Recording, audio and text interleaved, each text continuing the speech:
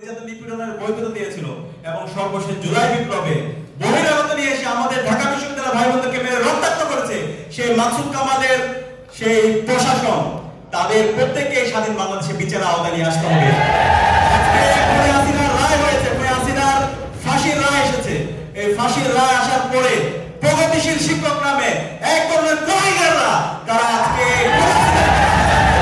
আমাদের অবস্থান পরিষ্কার, যারা এই খুনে হাসিনার পক্ষে অবস্থান নেবে সে যে হোক তার এই স্বাধীন বাংলাদেশের রাজনীতি করার অধিকার নাই, অধিকার নাই। তাকে নির্মূল করা হচ্ছে আমাদের রাজনীতি।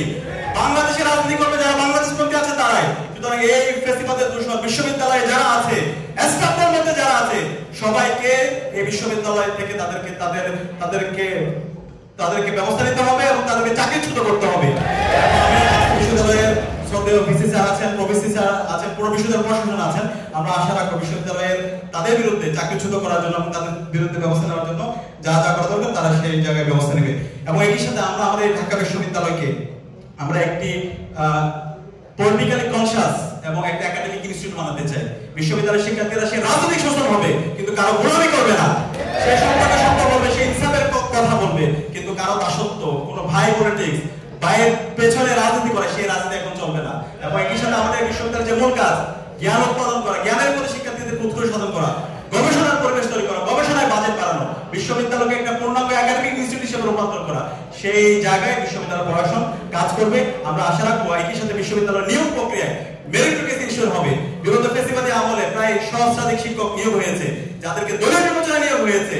আমরা আশা রাখবো যারা এভাবে দলীয় বিবেচনায় নিয়োগ হয়েছে তাদের বিরুদ্ধে বিশ্ববিদ্যালয় প্রশাসন ব্যবস্থা নেবে এবং মেরিটোরিয়াসের ভিত্তিতে এই বিশ্ববিদ্যালয়ে শিক্ষক নিয়োগ প্রক্রিয়া ইনশিওর করা হবে। এবং একই সাথে আমরা এখানে যারা আছি সবাই জুলাইয়ের প্রজন্ম, জুলাইকে বাঁচিয়ে রাখার দায়িত্ব হচ্ছে আমাদের। আজকে জুলাইয়ের শহীদদের যে আকাঙ্ক্ষা, জুলাইয়ের যে স্পিড, সেটাকে নষ্ট করার জন্য বিভিন্ন ধরনের ষড়যন্ত্র এবং চক্রান্ত হচ্ছে। আজকে যে জুলাইয়ের মাধ্যমে আমরা এই ঢাকা বিশ্ববিদ্যালয় আজাদী পেয়েছি, এই যে জুলাইয়ের মাধ্যমে ডাকসু নির্বাচন পেয়েছি, সেই জুলাইকে বাঁচিয়ে রাখার দায়িত্ব হচ্ছে আমাদের। সুতরাং জুলাইয়ের যে শহীদদের আকাঙ্ক্ষা, তাদের যে স্পিড, তাদের যে প্রত্যাশা, সেটা আমাদের পুরো জাতির কাছে ছড়িয়ে দিতে হবে এবং শহীদদের আকাঙ্ক্ষার আলোকে একটি বৈষম্য ইনসাফভিত্তিক বাংলাদেশ, একটি স্বপ্নের ক্যাম্পাস বিনির্মাণ করার লড়াইয়ে আমাদের অগ্রণী ভূমিকা পালন করতে হবে। সে আহ্বান জানিয়ে আমি আমার কথা এখানে শেষ করছি। আসসালামু আলাইকুম।